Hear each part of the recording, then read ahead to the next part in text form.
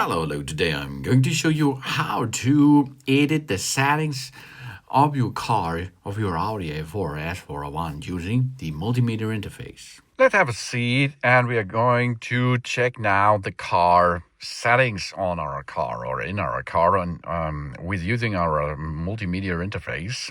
This is located over here to make a setup. And it's, of course, you can see it in the front of you in the cockpit. To navigate in this ignition should be on. You can use this device here. This is a joystick. You can go up and down. You can agree or go to the settings by pushing it down. You can go left, right, up and down with that button too. Left button, right button available. And of course, you have here a back button that means go one step back. Or if you are nearly somewhere deep in the folders, you can go to menu, then you're back in business on the main screen.